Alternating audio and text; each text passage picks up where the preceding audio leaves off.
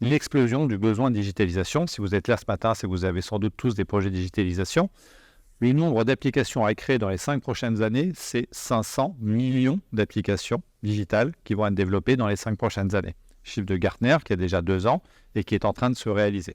Il y a plein de raisons pour cela, vous les connaissez tous, digitalisation de l'économie, le smartphone, on a tous maintenant un ordinateur dans la poche, et donc, et puis les besoins de la société vont vers le numérique. Le Covid a encore bien évidemment accéléré cet effet. Je peux vous donner un ordre d'idée de la tâche qui est devant nous, 500 millions d'applications, c'est pas 2 fois plus que tout ce qu'on a développé depuis 10 ans, c'est pas 10 fois plus, c'est 100 fois plus.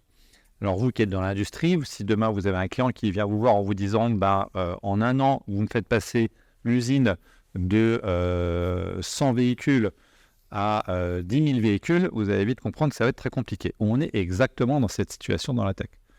Donc sans des nouvelles technologies fortement disruptives, on ne sera pas capable d'aller mettre en œuvre la digitalisation absolument indispensable.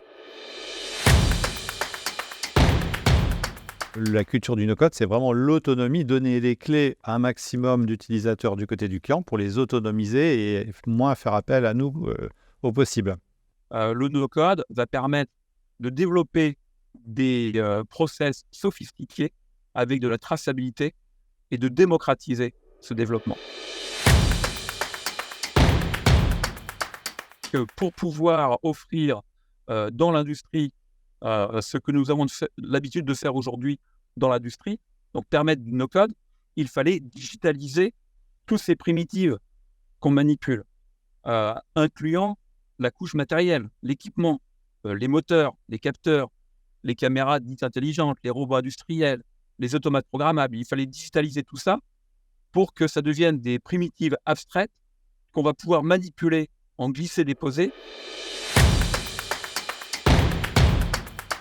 On touche tous les services, c'est-à-dire en production, suite production, calculer ATRS, calculer une cadence machine, en qualité, faire une remontée de signalement, des audits, même en RH. Le RH a explosé suite au Covid. Tout ce qui est demande de papier, suivi des temps, gestion de projet, logistique, achat, commercial, faire un CRM. Voilà, tout ça, c'est des choses qu'on est capable de faire en no-code. La limite, on va dire, de manière générale, avec le no-code, le piège, en fait, c'est la gouvernance des données et de savoir qui fait quelle application. Et c'est vrai qu'il faut quelqu'un qu'on nomme un référent, donc là, c'est Stéphane, qui a une vue globale sur ce qu'on autorise à faire et qui y accède et bien donner les droits. Et la limite, quelque part, si on veut, elle est là, puisqu'en fait, ça peut être ouvert à tous. Et donc, à un moment donné, il faut quelqu'un qui soit chef d'orchestre pour dire, OK, ça existe déjà, ou ça, tu as le droit d'y accéder, ou ça, je le partage avec différentes personnes. Là, quelque chose de, on va dire, à mettre en place. Je veux dire, ça, c'est au niveau de l'informatique, ça touche tout le monde. Pareil, une chose dont on te parle beaucoup, c'est le RGPD, les données sensibles, à quel moment on les stocke, comment, mais c'est pas lié qu'au no-code. Tout système informatique est touché.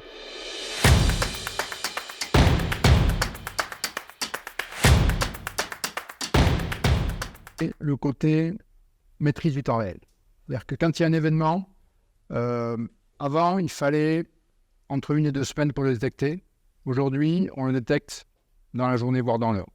Ça, c'est le gros avantage. Donc, pour un industriel, quand il y a une panne, aujourd'hui, on pouvait perdre des heures, ne serait-ce que pour que l'information arrive jusqu'au top management ou jusqu'à la maintenance. Aujourd'hui, on sait, tout le monde sait, même la nuit, que quand il y a une panne, 5 minutes après, tout le monde est au courant. Et en termes de qualité, avant, on ne savait même pas quel contrôle n'était pas fait. Il y avait une contrôle qui passait à l'as, on n'était même pas au courant. Aujourd'hui, quand il y a un contrôle qui n'est pas fait, on le sait immédiatement. Avant, quand je faisais une appli, il me fallait une appli minimum, une nouveauté sur Excel. Allez, on va dire, en 2 jours, en faire que ça en télétravail, avec téléphone coupé, je mettais 2 jours.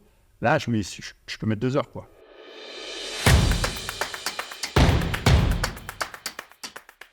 Trouver un outil, ça c'est généralement le premier sujet parce qu'il y en a beaucoup sur le marché et chacun répond à des cas d'usage très différents. On ne va pas prendre le même outil dans une PME que chez un grand compte, il n'y a pas les mêmes enjeux. Il y a des enjeux de fonctionnalité, des enjeux de prix, des enjeux de sécurité, des enjeux RGPD, de scalabilité. Et on a plus de 20 critères pour sélectionner les outils. Donc les outils, ça c'est un point clé. Les acteurs de prestation de services, ça c'est un deuxième point clé parce que bien évidemment, la plupart du temps, vous allez vous faire accompagner pour lancer cela. Et là, il y a deux enjeux. Un enjeu de formation et de conduite du changement. Le sujet de l'architecture est clé et il faut tout le temps commencer par ça en se disant effectivement dans l'ensemble des outils dont j'ai besoin, où est-ce que je me situe ? Parce que je vais avoir besoin d'un outil de signature électronique, parce que je vais avoir besoin d'un outil d'emailing, parce que je vais avoir besoin d'un outil de gestion de projet. Et tous ces outils-là, il faut qu'ils arrivent à communiquer ensemble et il faut que tout ça fonctionne ensemble. On est un petit peu des chefs d'orchestre qui vont faire en sorte justement de trouver la bonne architecture technique.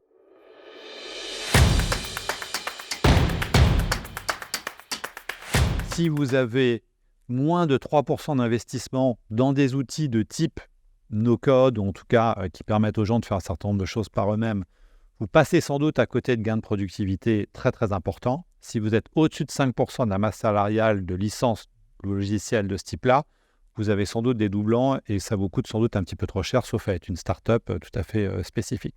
Donc 3 à 5% de la masse salariale en outillage informatique de type no-code et IA pour vos collaborateurs, c'est ce qui semble être la norme pour avoir le meilleur retour sur investissement.